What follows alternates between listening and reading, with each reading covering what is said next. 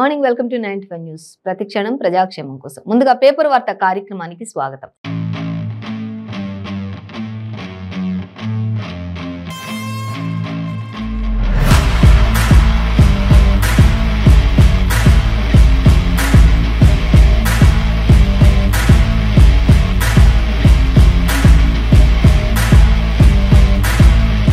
మన ముందు ఈరోజు అనేక రకాలైనటువంటి దినపత్రికలు ఉన్నాయి. ఏ దినపత్రికలో ఏ వార్తలు ఉన్నాయి అనేది మనం మొదటిగా చూసినట్లయితే మనకి ఈనాడు పేపర్ మొదటిగా మనం చూద్దాం. అయితే ఈనాడు పేపర్లో మనకి ప్రధాన వార్తగా ఏముంది అనేది చూసినట్లయితే సీఎం కేసీఆర్ చెప్తూ ఉన్నారు. ఇంకా మెయిన్ ఫస్ట్ హెడ్లైన్ ఖమ్మంలో చరిత్ర సృష్టించాలి అనేది మనకి ఇక్కడ చెప్తూ ఉన్నారు. అదేవిధంగా యాస్టీస్గా సేమ్ రెండోది కూడా మనకి మెయిన్ ప్రధాన వార్త అనే చెప్పుకోవాలి. సికింద్రాబాద్లో ప్రధాని సభ అంటూ కూడా మనకి ఇక్కడ ఇచ్చారు. అయితే రెండు కూడా భారీ ఈ సంఖ్యలో ప్రజలందరూ కూడా హాజరవ్వే విధంగా చేస్తున్నారు ఈ రెండు సభలు కూడా అనేది మనకి ఇక్కడ క్లియర్గా అర్థమవుతుంది. ఒకటి ఖమ్మంలో, ఒకటి సికింద్రాబాద్లో, ఒకటి సీఎం కేసీఆర్ అయితే ఒకటి ప్రధాని మోదీది. రెండింటికి కూడా భారీ బహిరంగ సభలు ఏర్పాటు చేస్తున్నట్లుగా ఉంది. అయితే సీఎం కేసీఆర్ చెప్తున్నది ఏంటంటే ఒక చరిత్ర సృష్టించాలి ఖమ్మంలో ఈ సభలో అనేది ఆయన మరి పట్టుదలగా ముందుకు దూసుకెళ్తున్నటువంటి పరిస్థితి అయితే మనకి ఇక్కడ కనిపిస్తుంది. మొదటిగా చూసినట్లయితే ఖమ్మంలో చరిత్ర సృష్టించాలి అంటూ సీఎం కేసీఆర్ ఇక 18న భారత సభకు భారీ జన సమీకరణ అంటూ కూడా ఆయన చెప్తూ ఉన్నారు. అలాగే సింహగర్జన సభను తలపించాలి అనేది కూడా, సింహ గర్జనను తలపించాలి, అక్కడ ఉన్న వాతావరణం అంతా కూడా, సభా ప్రాంగణం అంతా కూడా అనేది ఆయన చాలా ముక్త కంఠంతో చెప్తున్నటువంటి పరిస్థితి అయితే మనకు కనిపిస్తుంది. ఇంకా 3 ఉమ్మడి జిల్లాలు అలాగే ఏపీ నుంచి రానున్న అనేక మంది ప్రజలు కూడా అంటూ ఇచ్చారు. హరీష్ అలాగే పువ్వాడ ప్రశాంత్ రెడ్డిలకు సభ బాధ్యతలు అప్పగించినట్లుగా కూడా సీఎం కేసీఆర్ చెప్తున్నారు. ఇక సమీక్షలో సీఎం కేసీఆర్ ప్రసంగించనున్నారు. ఈ విధమైనటువంటి పరిస్థితులు అయితే అక్కడ కనిపించాలి. ఇప్పటికే అధికారులకు అక్కడంతా కూడా ప్రశాంత్ రెడ్డికి అలాగే పువ్వాడ అజయ్ కుమార్కి అలాగే హరీష్రావుకి అందరికీ కూడా అక్కడ బాధ్యతలన్నింటినీ అప్పగించినట్లు, ఖమ్మంలో ఏ విధంగా ఎలా ఉండాలి, అక్కడ బాధ్యతలన్నీ జాగ్రత్తలు తీసుకోవాల్సినటువంటి జాగ్రత్తలు అక్కడ ఏర్పాటు చేయాల్సినటువంటి పరిస్థితి అంతా కూడా వారి ముగ్గురికి అప్పగించినట్లు బాధ్యతలు మనకి చెప్తూ ఉన్నారు. అలాగే అక్కడంతా కూడా సింహ గర్జనను తలపించాలంటే సభ ప్రాంగణం అంతా కూడా మార్మోగిపోయే విధంగా ప్రజలంతా కూడా ఎవరు వచ్చినా ఎంతమంది వచ్చినా కూడా అక్కడ ఎటువంటి ఇబ్బందులు లేకుండా మరి అలాగే ఫుల్ మరి అన్నీ కూడా జాగ్రత్తలు తీసుకొని చాలా జాగ్రత్తలతోటి పోలీస్ బందోబస్తు కూడా ఏర్పాటు చేసి ఎవ్వరికి ఎటువంటి నష్టం జరగకుండా ఈ సభ జరగాలి, ఒక చరిత్ర సృష్టించాలి తప్ప అక్కడ ఎటువంటి అవాంఛనీయ సంఘటనలు కూడా జరగకూడదు అంటూ సీఎం కేసీఆర్ ఇప్పటికే ఆదేశాలు జారీ చేసినట్లుగా మాత్రం మనకి ఇక్కడ కనిపిస్తూ ఉంది. ఇంకా దీని పూర్తి డీటెయిల్స్ మాత్రం మనం పేపర్ 9లో చూసుకోవచ్చు. బట్ ఏంటంటే మొత్తంగా అయితే ఖమ్మంలో మాత్రం ఒక చరిత్ర సృష్టించే విధంగా మాత్రం అక్కడ సభ జరగాలి అనేది సీఎం కేసీఆర్ టార్గెట్గా మనకి కనిపిస్తుంది. అలాగే మరొక ప్రధాన వార్త చూసినట్లయితే ప్రధాని మోదీ కూడా చెప్తూ ఉన్నారు. సికింద్రాబాద్లో ప్రధాని సభ, అది కూడా 19న భారీ స్థాయిలో కార్యక్రమాలు ఉండబోతున్నాయి అని తెలుసు. 5 ప్రాజెక్టులకు భూమి పూజ చేస్తారు. అలాగే 3 జాతికి అంకితం చేస్తారు. సికింద్రాబాద్ అండ్ విశాఖ వందే భారత్కు పచ్చ జెండా ఊపనున్న ప్రధాని. మొత్తం 7,000 కోట్ల ప్రాజెక్టులు కేంద్ర మంత్రి కిషన్ రెడ్డి వెల్లడించిన వ్యాఖ్యలు ఇవన్నీ అంటూ కూడా మనకి ఇక్కడ ఇచ్చారు. అయితే ఇక్కడ మనకి తెలుస్తూ ఉంది 18న చూసుకున్నట్లయితే ఖమ్మంలో సీఎం కేసీఆర్ సభ ఉండబోతుంది. ఇక్కడ 19న చూసుకుంటే సికింద్రాబాద్లో ప్రధాని మోదీ సభ ఉండబోతుంది. అంటే ఇప్పుడు తెలంగాణ రాష్ట్రంపై ప్రధాని అంటే కేంద్ర ప్రభుత్వం ఒక రకంగా ఫోకస్ పెట్టిందని అనుకోవచ్చు. ఈ విధంగా మనం చూస్తున్నప్పుడు మనకు అర్థమవుతుంది. అంటే ఇప్పటికీ ఎంత చేసినా కూడా మరి తెలంగాణకి ఆపోజిట్గానే ఒక రోజు డిఫరెన్స్, ఒక్కరోజు కూడా తేడా లేదు. 18న వీలు పెట్టుకుంటే 19న వీలు పెట్టారు కాబట్టి అంటే తెలంగాణపై ప్రధాని మోదీ అంటే కేంద్ర ప్రభుత్వం మరి ఫోకస్ పెట్టిందనే మనం చెప్పుకోవచ్చు. అయితే ఈ రెండు సభలు కూడా ఇద్దరు కూడా ఒకటే విధంగా మాట్లాడుతున్నటువంటి పరిస్థితి అయితే కనిపిస్తుంది. అంటే భారీ స్థాయిలో జరగాలి ఈ కార్యక్రమం అనేది ప్రధాని మోడీ కూడా చెప్తూ ఉన్నారు. అలాగే అక్కడ బాధ్యతలన్నీ కూడా కిషన్ రెడ్డి ఇప్పటికే చూసుకుంటున్నారు. ప్రాజెక్టుల గురించి ఇప్పటికే 7,000 కోట్ల ప్రాజెక్టులు అంటూ కూడా ఆయన మొత్తం ప్రాజెక్టుల గురించి కూడా చెప్పారు. అలాగే వందే భారత్ సికింద్రాబాద్ విశాఖకు వందే భారత్కు పచ్చజెండా, ఆ యొక్క ట్రైన్కు పచ్చజెండా ఊపి ప్రారంభించనున్నారు మోడీ అనేది కూడా మనకి ఇక్కడ ఇచ్చారు. అలాగే 5 ప్రాజెక్టులకు భూమి పూజ చేసి దాంట్లో 3 మాత్రం జాతికి అంకితం చేస్తాను అంటూ కూడా అలాగే ప్రధాని చెప్పడం మనకు జరుగుతుంది. సో దీనికి సంబంధించిన పూర్తి డీటెయిల్స్ మాత్రం పేపర్ 9లో మనం చూసుకోవచ్చు. ఏదేమైనప్పటికీ కూడా ఒక్కరిపై ఒక్కరు మాత్రం ఖచ్చితంగా మరి ఈ సభలు బహిరంగ సభలు చాలా అట్టహాసంగా జరగాలి అనే విధంగా అయితే ఉన్నారు. ప్రజలు ఎవరు వచ్చినా కూడా ఎంతమంది వచ్చిన ఎటువంటి ఇబ్బందులు జరగకుండా ఉండే విధంగా అయితే చర్యలు తీసుకుంటూ ఉన్నారని తెలుస్తుంది. అయితే టీఆర్ఎస్ పై అలాగే తెలంగాణపై మాత్రం ఒక ఫోకస్ అనేది అయితే కేంద్రం పెట్టింది అనేది మాత్రం మనకి ఇక్కడ స్పష్టంగా అర్థమవుతుంది. సో చూడొచ్చు మన దాన్ని. సో ఇంకా మనం మరొక ప్రధాన వార్త చూసినట్లయితే థర్డ్ వన్ చూస్తే పాగా వేసేద్దాం అంటూ కూడా అన్యక్రాంతానికి సిద్ధంగా ఉన్నాం అనేది మనకి ఇక్కడ మెయిన్ ఇది కూడా ఒక ప్రధాన వార్తగానే మనం చూడొచ్చు. అలాగే ఇంటింటికి ఇంటర్నెట్ ఈ ఏడాది అంటూ మంత్రి కేటీఆర్ కూడా చెప్తున్నారు. ప్రతి ఇంటికి కూడా ఇంటర్నెట్ ఉండే విధంగా ఈ ఏడాది స్టార్ట్ చేయబోతున్నాం అంటే మంత్రి కేటీఆర్ కూడా చెప్తున్నారు. చూద్దాం ఆ వివరాలు కూడా. ఇక పాగా వేసేద్దాం అనే దాని గురించి చూసినట్లయితే పురపాలికల్లో వందల కోట్ల రూపాయల స్థలాలు అన్యక్రాంతం అవుతూ ఉన్నాయి. ఆక్రమణల చెరలో ఖాళీ స్థలాలు ఉన్నాయి. ఏళ్లైనా కూడా తేలని వివాదాలు, ఎన్ని ఏళ్ళు గడిచినా కూడా వివాదాల మధ్య తేలని భూ ఆక్రమణలు అనేది మనకి ఇక్కడ క్లియర్గా ఇచ్చారు. ఇక పాగా వేసేద్దాం అంటూ అక్కడ భూ కబ్జాదారులంతా కూడా పాగా వేసేస్తూ ఉన్నారు. ఎంత మరి అసలు న్యాయం జరగట్లేదు ఎవరికి కూడా. మరి ఎవరి భూములు వారి పేరు మీద రావట్లేదు. ఎన్ని ఏళ్ళైనా వెయిటింగే జరుగుతుంది తప్ప అక్కడ మాత్రం ఏమాత్రం కూడా న్యాయం అనేది అయితే జరగట్లేదు అనేది మనకి ఇక్కడ క్లియర్గా ఇచ్చారు. ఇక రాష్ట్రంలోని పురపాలక పరిధిలో ఉన్నటువంటి వందల కోట్ల విలువైనటువంటి ఆస్తులు అన్యక్రాంతం అవుతున్నాయి అనేది ప్రజల యొక్క ఆవేదన కూడా కొంత మనకి ఇక్కడ ఇచ్చారు. ఇంకా దీనిపై ఒక క్లారిటీ ఇవ్వాలి అంటూ ప్రభుత్వాన్ని వేడుకుంటున్న పరిస్థితి అయితే మనకి ఇక్కడ కనిపిస్తుంది. ఇంకా చూసినట్లయితే ఇంటింటికి ఇంటర్నెట్ అంటూ మనకి ఈనాడులో ఇచ్చారు. మంత్రి కేటీఆర్ చెప్తూ ఉన్నారు. అది చూసినట్లయితే ఈ సంవత్సరమే చూసుకుంటే ఈ సంవత్సరమే టీ ఫైబర్ ద్వారా మనకి 10 లక్షల ఇళ్లకు ఈ సౌకర్యాన్ని కల్పించబోతున్నారు మంత్రి కేటీఆర్ అనేది అయితే మనకి ఇక్కడ క్లారిటీగా ఇచ్చేశారు. ఈ ఏడాది నుంచి ప్రతి ఇంటికి కూడా ఇంటర్నెట్ ఉండాలి అనేది చెప్పారు. మరి 10 లక్షల ఇళ్లకు మాత్రం ఈ సౌకర్యం ఉంటుందంటే మళ్ళీ ఇక్కడ ఇచ్చారు. ఇంకా ఉద్యోగాల కల్పనలో తెలంగాణనే మేటి అంటూ అంటే ఉద్యోగాల విషయంలో చూసుకున్నట్లయితే తెలంగాణనే ముందంజలో ఉంది అనేది కూడా చెప్తూ ఉన్నారు మంత్రి కేటీఆర్. అలాగే హైసియా సమావేశంలో మంత్రి కేటీ రామారావు ఇచ్చినటువంటి సందేశంలో ఇవన్నీ కూడా ఆయన షేర్ చేసుకున్నారు అనేది మనకి ఇక్కడ ఇచ్చారు. అంటే ప్రతి ఇంటికి ఏ విధంగా ఉండబోతుంది, ఉద్యోగాల పరంగా ఎలా ఉండబోతుంది, ఎలా ఉంది ఇప్పటి వరకు అనే దానిపై కూడా ఆయన పూర్తి స్పష్టతను ఇచ్చినట్లుగా మనం చూడొచ్చు. మొత్తంగా అయితే ప్రతి ఇంటికి కూడా ఇంటర్నెట్ కనెక్షన్ కూడా ఈ ఏడాది నుంచి ఉండబోతుంది అనేది అయితే ఆయన క్లారిటీ ఇచ్చేసినట్లుగా మనం చూడొచ్చు. ఇంకా మనం మరొకటి చూద్దాం. మరొక వార్త చూసినట్లయితే ప్రభుత్వ ప్రసంగం చదవని తమిళనాడు గవర్నర్ అంటూ ఇచ్చారు. అధికార కూటమి పక్షాల నిరసన సభ నుంచి వెళ్లిపోయిన ఆర్ఎన్ రవి అంటూ ఇచ్చారు. దానికి సంబంధించిన డీటెయిల్స్ మాత్రం పేపర్ 13లో చూడొచ్చు. మనకైతే చిన్న హెడ్లైన్ గా మనకి ఇచ్చారు. ప్రభుత్వ ప్రసంగం చదవని తమిళనాడు గవర్నర్ అంటూ మనకి జస్ట్ ఒక క్యాప్షన్ మాత్రం మనకి ఇక్కడ ఇవ్వడం జరిగింది. సో ఇంకా మనం చూద్దాం. అనాథకు బీమా చేయించి చంపేశారు అనేది ఒక వార్తగా మనం చూడొచ్చు. ఇక్కడ రోడ్డు ప్రమాదంగా చిత్రీకరణ, నిందితుల్లో ఓ హెడ్ కానిస్టేబుల్ కూడా ఉన్నారు. ఏడాది తర్వాత కేసును ఛేదించిన పోలీసులు అంటూ దీన్ని ఒక అనాథకు బీమా చేయించి మళ్ళీ ఆ అనాథను రోడ్డు ప్రమాదంగా చిత్రీకరించి చంపేశారు. ఇది జరిగింది ఒక 1 year బ్యాక్, అంటే ఒక సంవత్సరం క్రితం ఇది జరిగింది. కానీ అందులో మళ్ళీ ఒక హెడ్ కానిస్టేబుల్ కూడా ఉండడం ఒక గమనార్హం. ఎందుకంటే న్యాయం చేయాల్సిన వాళ్ళే ఇలా అన్యాయాలు చేస్తూ వెళ్తున్నారు. ఇంకా ఎక్కడ న్యాయం జరుగుతుంది అనేది ఒక పక్క న్యాయం మీద కూడా మనుషులకి నమ్మకం లేకుండా పోయే విధంగా ప్రవర్తిస్తున్నారు అనేది అయితే మనకి ఇక్కడ ఇచ్చారు. ఏడాది తర్వాత కేసును ఛేదించిన ఇతర పోలీస్ అధికారులు అనేది మనకి ఇక్కడ ఇచ్చారు. పేపర్ 13లో దీనికి సంబంధించిన డీటెయిల్స్ ఉంటాయి, చూసుకోవచ్చు మనం. సో ఇంకా మనం చూద్దాం. ఇక ప్రభుత్వం తీరుతోనే సర్పంచులు ఆత్మహత్యలు అంటూ సర్పంచుల శంఖారావం సభలో మాట్లాడుతున్నారు రేవంత్ రెడ్డి. చిత్రంలో కాంగ్రెస్ నాయకులంతా కూడా ఉన్నారు. అద్దంకి దయాకర్, అలాగే మల్లు రవి, చెరుకు సుధాకర్, మహేష్ కుమార్ సర్పంచులు అంటూ ఇచ్చారు. ఇక వాళ్ళంతా కూడా ఆత్మహత్యలు చేసుకునేది కేవలం ప్రభుత్వం తీరుతోనే అంటూ రేవంత్ రెడ్డి మాట్లాడుతున్నారు. అలాగే మరణించిన వారికి ₹1 కోటి చొప్పున పరిహారం ప్రకటించాలి. సర్పంచుల శంఖారావంలో రేవంత్ రెడ్డి ప్రకటించిన తీరు ఇది అనేది కూడా మనకి ఇక్కడ ఇచ్చారు. ఖచ్చితంగా ఎవరైతే ఆత్మహత్య చేసుకున్నారో సర్పంచులు వాళ్ళకి ఖచ్చితంగా వాళ్ళ కుటుంబానికి ₹1 కోటి నష్టపరిహారం అందించాల్సింది, ఎక్స్గ్రేషన్ ప్రకటించాల్సింది అంటూ కూడా ఆయన చెప్తున్నారు. నష్టపరిహారాన్ని ఖచ్చితంగా ఇచ్చి తీరాలి, ప్రభుత్వమే భరించాలి అది అంటూ కూడా ప్రభుత్వాన్ని డిమాండ్ చేస్తున్నారు ఆ సభలో. సో ఇంకా మనం చూసినట్లయితే నమస్తే తెలంగాణ పేపర్ చూద్దాం. మనకి ఈనాడులో అయితే అలా ఇచ్చారు. మనకి నమస్తే తెలంగాణలో ఫస్ట్ మనకి మెయిన్ ప్రధాన హెడ్లైన్స్ ఏమిచ్చారు అనేది మనం చూసినట్లయితే ఖమ్మంలో భారత నగార అంటూ ఇచ్చారు. దేశానికి సంకేతం, ప్రజలకు సందేశం ఇది అంటూ సీఎం కేసీఆర్ ముక్త కంఠంతో ఆయన ఎంతో అసలు పట్టుదలతోటి ఆయన మాట్లాడుతున్నటువంటి మాటలు పిడికిలు బిగించి ముందుకు వెళ్ళాలి మనం అనే దానిపై ఇచ్చారు.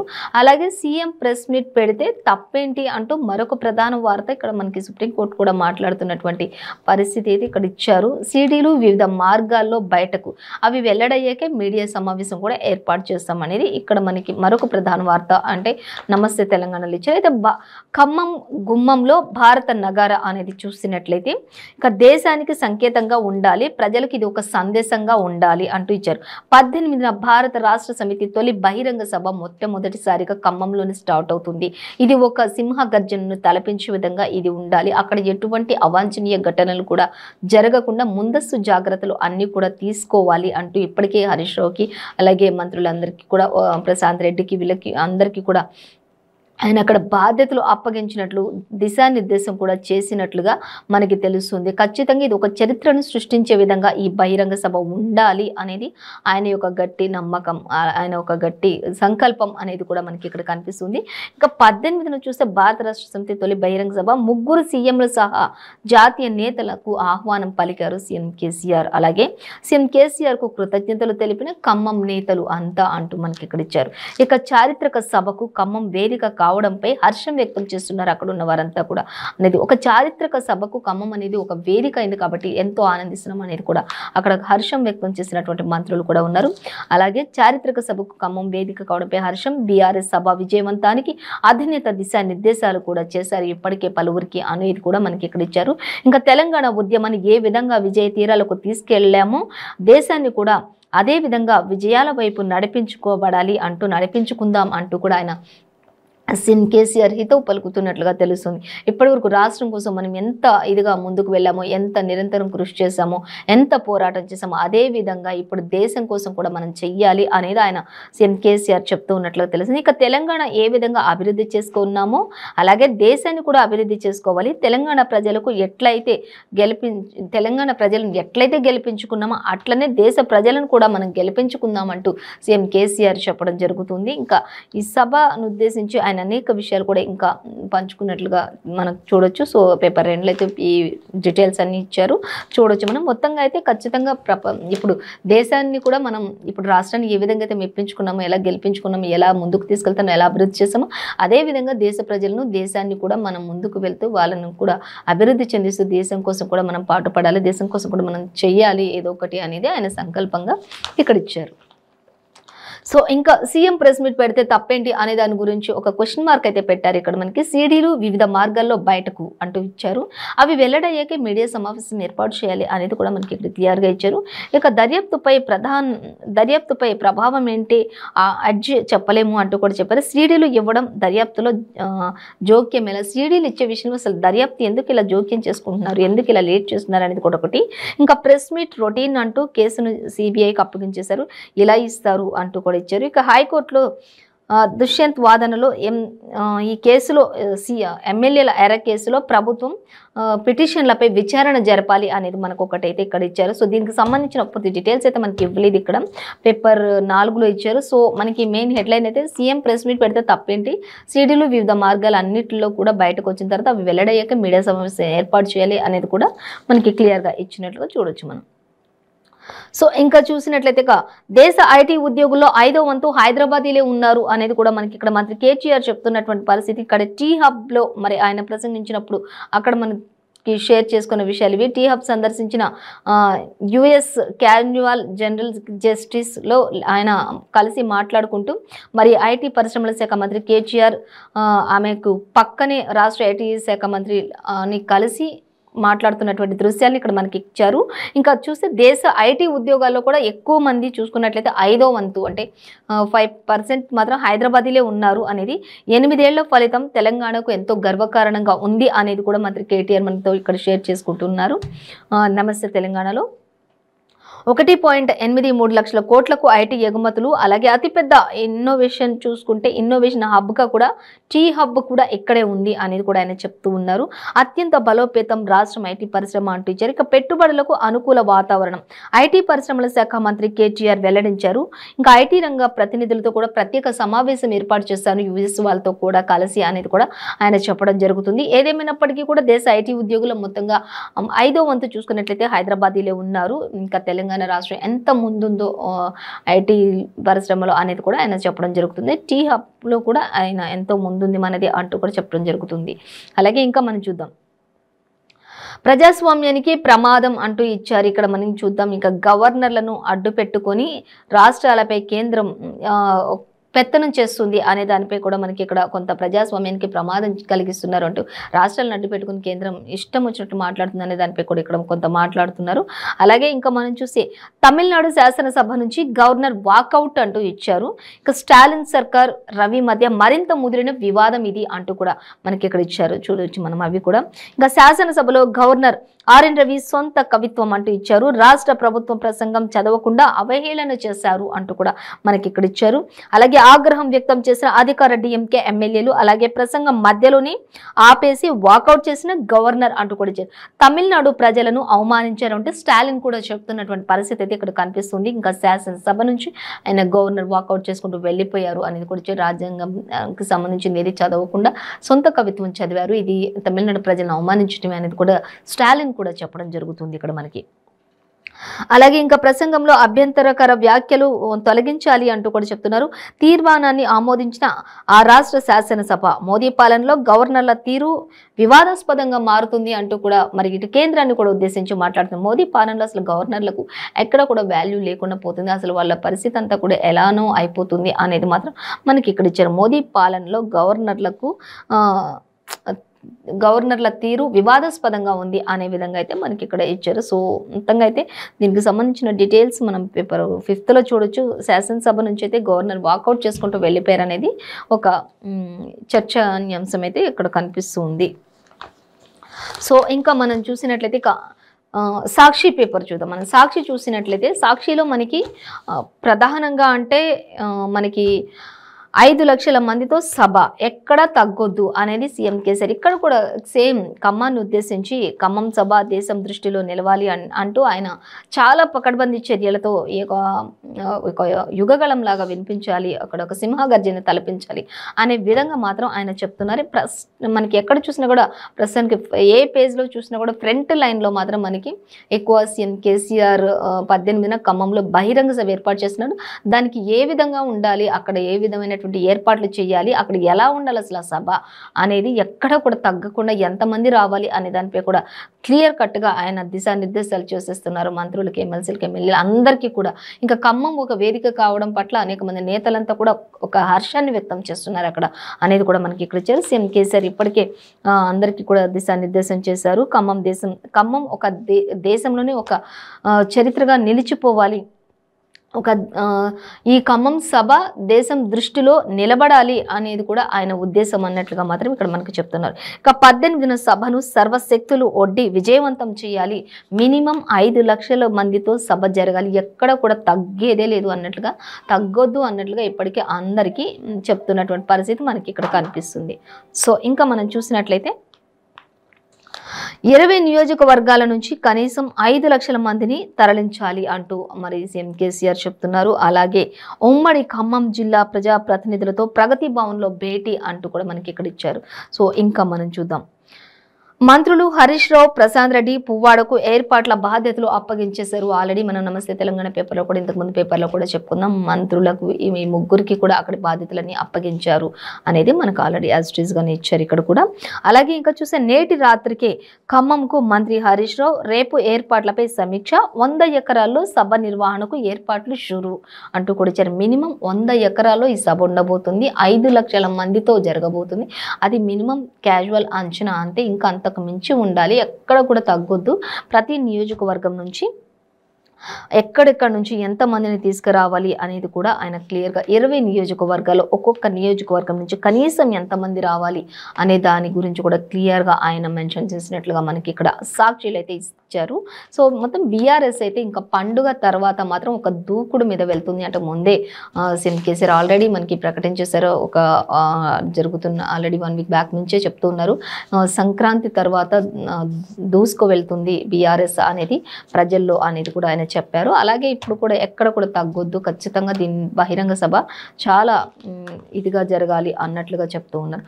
అలాగే ఇంకా మనం చూస్తే 19న హైదరాబాద్కు ప్రధాని మోదీ రాక అనేది కూడా మనకి ఇక్కడ ఇచ్చారు. చూసినట్లయితే పెరేడ్ గ్రౌండ్స్ బహిరంగ సభలో ప్రసంగించనున్న ప్రధాని మంత్రి అంటూ కూడా మనకి ఇక్కడ ఇచ్చారు. ఇక అంతకు ముందు చూస్తే 7.076 కోట్ల విలువైన పనులకు శంకుస్థాపనలు చేశారు, ప్రారంభోత్సవాలు చేశారు.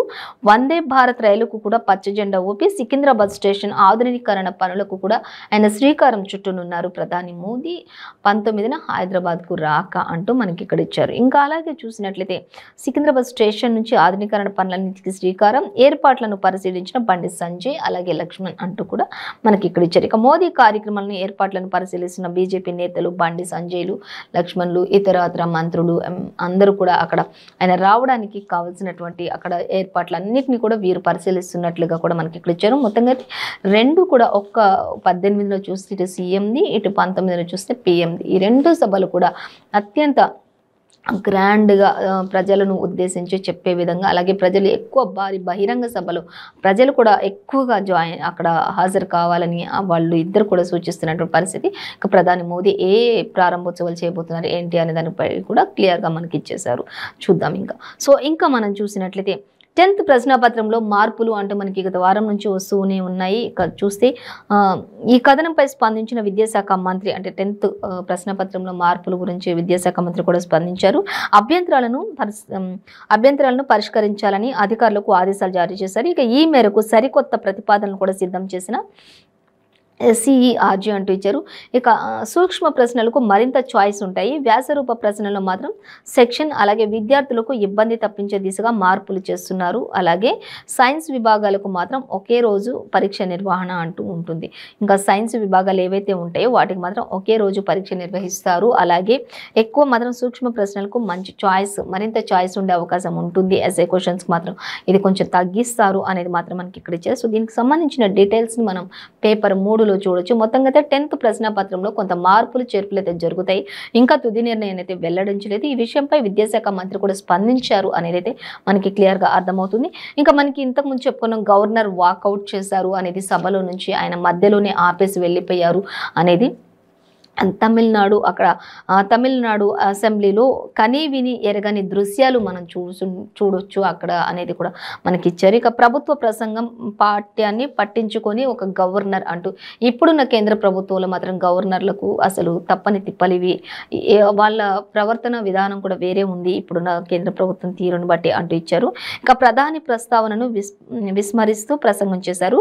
భగ్గుమన్న అధికార డిఎంకే సంస్థలన్నీ కూడా అంటూ మనకి సాక్షులు అయితే ఇచ్చారు. ఇంకా మొత్తంగా అయితే ఆయన సభ నుంచి వెళ్ళిపోవడం, గవర్నర్ వ్యతిరేకంగా సభా తీర్మానం, మధ్యలోనే లేచి వెళ్ళిపోయిన గవర్నర్ తీరు మాత్రం పలువురిని ఆలోచింపజేస్తుంది అంటూ ఇచ్చారు. దీనికి సంబంధించిన డీటెయిల్స్ పేపర్ 6లో చూడొచ్చు. అయితే మొత్తంగా అయితే ఆయన సభ మధ్యలోనే ఆపేసి వెళ్ళటం అనేది మాత్రం ఒక ఆలోచింపజేస్తుంది. అక్కడ ఉన్న వాళ్ళందరినీ కూడా కొంత విస్మయానికి గురైనట్లుగా తెలుస్తుంది. అందరు కూడా ఏం జరుగుతుందో అర్థం కాని పరిస్థితి. అంటే ఒక సభ జరుగుతున్నప్పుడు ఒక గవర్నర్ ఆ సభలో మధ్యలో ఆపేసి వెళ్ళిపోతూ ఉన్నప్పుడు అక్కడ కూర్చున్న ఆ అసెంబ్లీ అంతా కూడా ఎలా ఉంటుంది అనేది ఒకసారి ఊహించవచ్చు మనం కూడా. సో ఇంకా చూద్దాం. రాష్ట్రంలో 2.4 లక్షల ఎకరాల్లో సాగు చేసి ఇప్పటికే 90,000 ఎకరాలకు విస్తరించిన నల్ల తామర అంటూ మరి ఇది అరికట్టడానికి ఒక ఎన్ని మందులు పిచికారీ చేసినప్పటికీ కూడా అది అసలు ఆ పురుగు అనేది చావట్లేదు, చాలా నష్టం జరుగుతుంది. దీనిపై మిర్చిపై మరి ఒక ప్రభుత్వం ఒక నిర్ణయం తీసుకోవాలి అన్నట్లుగా రైతులైతే మాట్లాడుతున్నారు. ఇంకా రైతు వేదికగా మహబూబాబాద్ జిల్లాలో ఒక రైతు మిర్చి పంట ఏదైతే ఉందో దాన్ని పట్టుకొని నిరసన వ్యక్తం చేసిన, మమ్మల్ని ఆదరించండి, ఆదుకోండి, ఎంత చేసినా కూడా మాకు దీనివల్ల ఎటువంటి ఆదరణ కూడా లభించట్లేదు, ఎన్ని మందులు కొట్టినా కూడా ఈ తామర ఈ పంజా విసురుతున్నట్లుగా అనిపిస్తుంది మిర్చి పంటపై. దీనిని కాస్త పట్టించుకొని గవర్నమెంట్ సహాయం చేస్తే బాగుంటుంది అన్నట్లుగా రైతు ఆవేదన వ్యక్తం చేస్తున్నట్లుగా మనకి ఇక్కడ సాక్షిలో ఇచ్చారు. సో ఇంకా మనం ఆంధ్రజ్యోతి పేపర్ చూద్దాం. ఇక మనకి ఆంధ్రజ్యోతి పేపర్లో కూడా సేమ్ మనకి ఫ్రంట్ పేజ్లో మెయిన్ ప్రధాన వార్త అంటే మనకి సేమ్ కేసీఆర్ గురించి ప్రతి పేపర్లో కూడా ఫ్రంట్ లైన్లో ఇస్తున్నారు. ఇంకా ఖమ్మం గుమ్మంపై గురి పెట్టారు అనేది మనకు ఆంధ్రజ్యోతిలో ఇచ్చారు. అలాగే ఇక్కడ మరొక ప్రధాన వార్త చూసినట్లయితే వందే ధూమ్ ధామ్ అంటూ ప్రధాని మోదీని ఉద్దేశించి కూడా చెప్పారు. వందే భారత్ రైలు అలాగే ఆయన యొక్క చిత్రపటాన్ని చాలా చక్కగా డిజైన్ చేసి వేసినట్లుగా మనం ఇక్కడ చూడొచ్చు. అలాగే గవర్నర్ వాకౌట్ అనేది కూడా మనకి మెయిన్ ప్రధాన వార్తగానే ఇక్కడ మనం చూడొచ్చు. స్టాలిన్కి సంబంధించి కూడా ఇక్కడ చూడొచ్చు. ఇక వందే భారత్ వామో భారం అంటూ కూడా మనకి ఇక్కడ ఇచ్చారు. సో డీటెయిల్స్ చూద్దాం. మొదటిగా అయితే ఖమ్మం గుమ్మంపై గురి పెట్టారు సీఎం కేసీఆర్ అనేది చూద్దాం. 100 ఎకరాలలో 4 లక్షల మందితో అంటూ మనకి ఇక్కడ ఇచ్చారు. కానీ ఇంతకుముందు మనం చూసుకున్న పేపర్లలో అయితే మనకి మినిమం 5 లక్షలు ఆయన టార్గెట్ 5 లక్షల మందితో అంటే ఇచ్చారు. 100 ఎకరాలు అనేది మాత్రం ప్రతి పేపర్లో యాస్టీస్గా ఇచ్చారు. సో ఇంకా గత 2 అసెంబ్లీ ఎన్నికల్లో టీఆర్ఎస్కు ఓటమే, లోక్సభ ఎన్నికలకు గానీ జిల్లాపై చిక్కని పట్టు, ఈసారి అసెంబ్లీకి సెట్ చేస్తామంటున్న కేసీఆర్. ఇక బీజేపీలోకి పొంగిలేటి, బాబు సభతో టీడీపీ యాక్టివ్, ఉమ్మడి జిల్లాలో వేగంగా మారుతున్న సమీకరణాలు. అలాగే ఇంకా అడ్డుకట్ట వేసేందుకే ఖమ్మంలో ఆవిర్భావ సభ, వ్యూహాత్మకంగా సరిహద్దు జిల్లా ఎంచుకున్న కేసీఆర్ అంటూ ఇచ్చారు. ఆయన ఏది చేసినా కొన్నిటికి అడ్డుకట్టలు వేసే విధంగానే ఆయన ఏదైనా వ్యూహాలు రచిస్తారు, వ్యూహాలు పావులు కదుపుతారు అనేది మాత్రం సీఎం కేసీఆర్కి చాలా విషయాల్లో చాలా సందర్భాల్లో ఇలా మాట్లాడుతూ ఉంటారు. కానీ ఖచ్చితంగా ఆయన దేనికైనా సరే అడ్డుకట్ట వేయడానికి ఖమ్మాన్ని ఒక గురిగా పెట్టుకున్నారు ఆయన అనేది ఇక్కడ మనకి క్లియర్గా ఇచ్చారు. ఉమ్మడి జిల్లాలో వేగంగా మారుతున్న సమీకరణలు అనేది కూడా మనకి ఇక్కడ ఇచ్చారు. సో మనం చూడొచ్చు.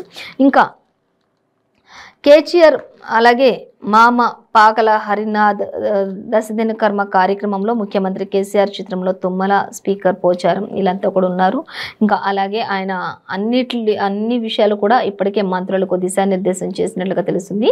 బీఆర్ఎస్ సభకు 4 జిల్లాల నుంచి జనాన్ని తరలిస్తాం, తుమ్మల ఖమ్మం కలెక్టరేట్ దగ్గరలోనే వేదిక ఉంటుంది అంటూ ఇచ్చారు.